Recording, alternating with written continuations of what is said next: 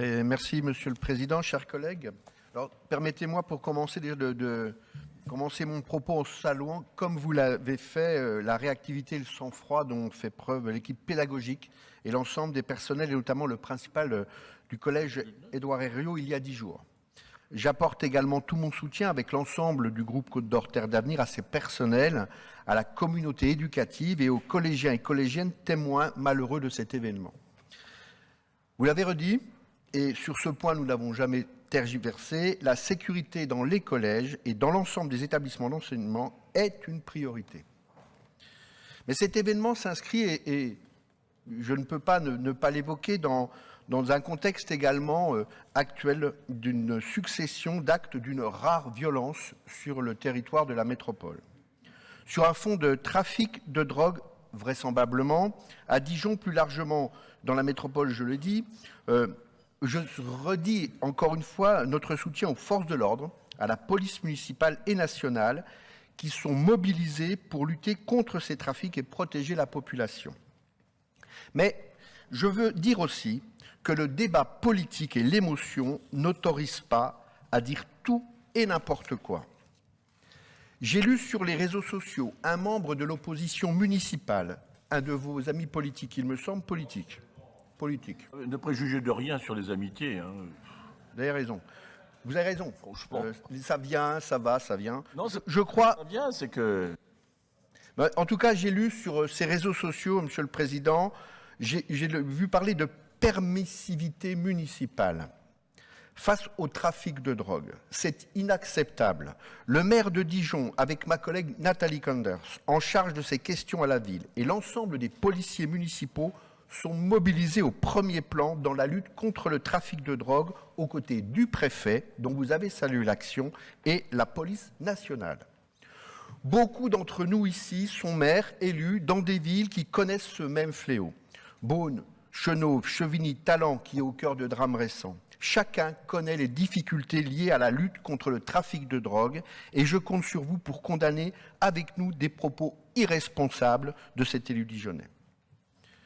J'en viens maintenant, Monsieur le Président, à l'ordre du jour de notre session, ordre du jour que nous allons peut-être très légèrement alourdir si vous nous y autorisez, en déposant des vœux qui, je l'espère, feront l'unanimité dans notre Assemblée.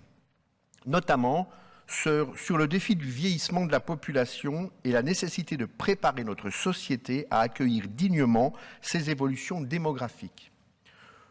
Nous ne sommes pas toujours d'accord sur les moyens à mettre sur ce sujet, mais je sais que nous avons tous à cœur de réussir ce défi du bien vieillir.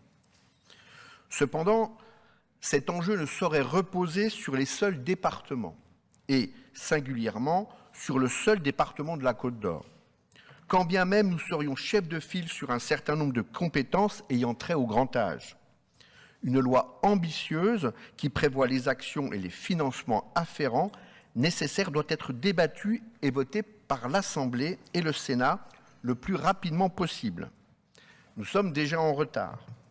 C'est le sens du vœu qui sera présenté par ma collègue Céline Maglica, si vous nous y autorisez, et qui invite le Premier ministre et les membres du gouvernement compétents à s'engager à présenter rapidement un projet de loi grand âge, tenant ainsi les promesses formulées et renouvelées du Président de la République et plus récemment Elisabeth Borne, alors Première ministre. Ce vœu s'inscrit, vous l'aurez compris, dans la continuité du courrier adressé au chef du gouvernement par les présidents de groupes de droite et de gauche à l'Assemblée comme au Sénat qui appellent aux mêmes conclusions. Il nous semble qu'il est important de faire entendre la voix de notre département sur ce sujet, car les attentes se font de plus en plus urgentes. Par ailleurs, ce vœu pourrait également être porté par Départements de France pour exercer sur le gouvernement la nécessité de l'urgence. Si l'Assemblée nous autorise à étudier ce texte, vous constaterez que nous l'avons volontairement rédigé en laissant une place à d'éventuelles modifications de votre majorité, que votre majorité souhaiterait apporter dans un esprit d'ouverture, de responsabilité que nous commande un tel sujet. Je ne reviendrai pas sur tous les points affichés à l'ordre du jour, mes collègues auront beaucoup à dire sur certains d'entre eux et je ne vais pas allonger inutilement cette discussion générale. Mais sur un point cependant qui arrive en fin de journée, j'aimerais revenir maintenant.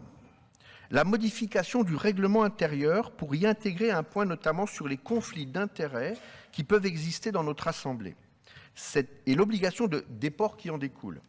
Ce nouvel article est une première avancée sur le sujet. Il nous apparaît qu'il faudrait se saisir de l'occasion pour peut-être aller encore plus loin. Et je prends exemple ici sur le conseil départemental de la Gironde, dont vous connaissez bien le président, Jean-Luc Glaise.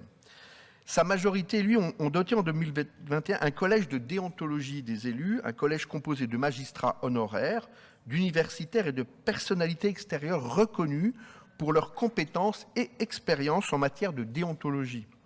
Ce collège exerce une mission d'assistance et de conseil auprès du président du conseil départemental et de l'ensemble des élus départementaux afin d'anticiper les risques de conflits d'intérêts pouvant exister. Et plus récemment, le conseil départemental de la Gironde a complété son règlement intérieur d'un code de déontologie dont nous pourrions même nous inspirer pour notre Assemblée. Ce code précise les droits et les devoirs des élus dans le cadre de leur mandat et permet de protéger à la fois les élus et la collectivité de tout risque pénal et les décisions de notre Assemblée du risque d'être entachées d'illégalité. À une époque où la société exige plus de transparence de la part de ses élus, à juste titre, et alors que les règles sont démultipliées et alourdies, parfois même de façon excessive, je vous le concède. Nous devons être exemplaires en la matière. C'est pourquoi je vous propose que nous puissions engager un travail transpartisan qui aboutira à une proposition similaire à celle du Conseil départemental de la Gironde et qui nous permettrait de compléter largement la proposition de modification du règlement intérieur que vous nous présentez aujourd'hui.